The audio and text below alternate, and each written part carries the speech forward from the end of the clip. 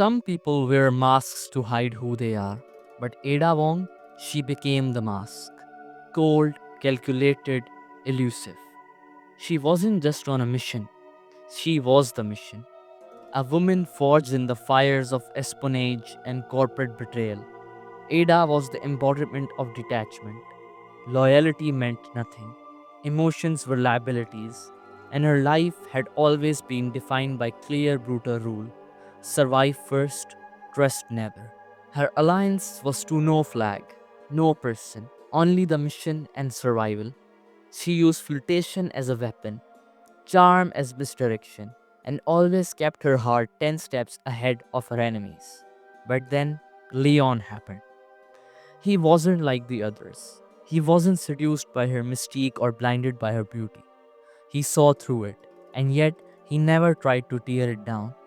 In Raccoon City, amidst the chaos of a viral outbreak and the collapse of civilization itself, he treated her not like an asset or an obstacle, but like a human.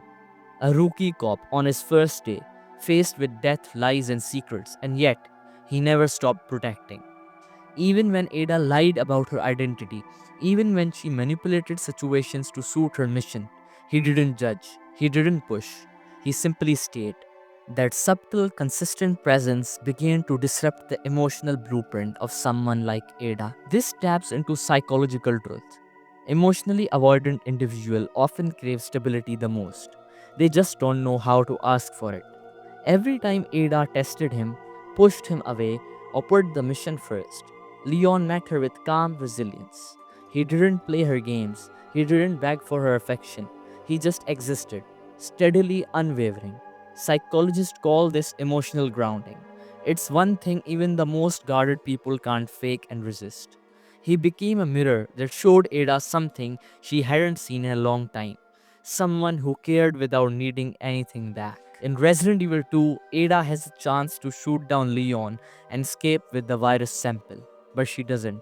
She hesitates, she lowers her weapon. In a world where she always chooses mission over morality, she chooses him. She even seemingly sacrifices herself to save him. That was the beginning of the crack in her mask. Years later, in Resident Evil 4, she appeared again. Leon is no longer a rookie, and Ada is still shrouded in secrecy working for Wesker.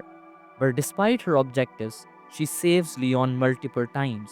She could have walked away, could have let him die, but she doesn't. And when the time comes to deliver the Plaga sample to Wesker, she doesn't. She betrays Wesker.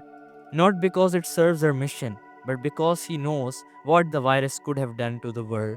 The old Ada would have completed the objective, but this Ada, she hesitates.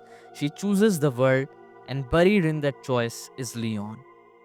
Moving on, shared danger creates emotional intimacy. It's a neurological fact. Extreme experiences trigger bonding. In every encounter, Leon and Ada share that danger. Life or death situations where trust isn't optional.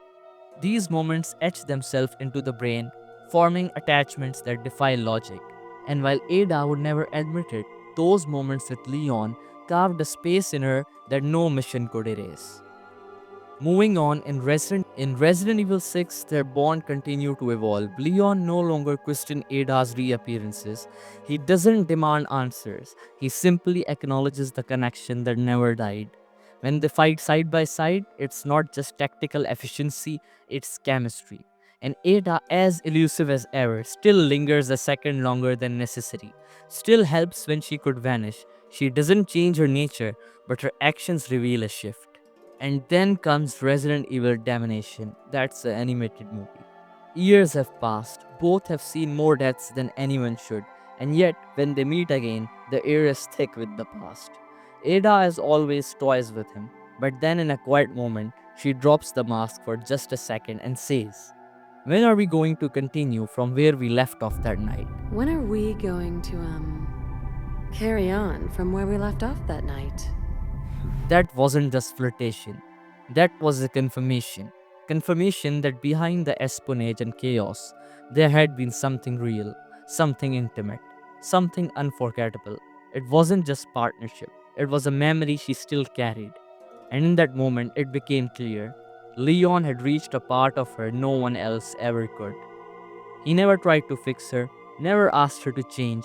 He simply became the safest place in a world full of danger.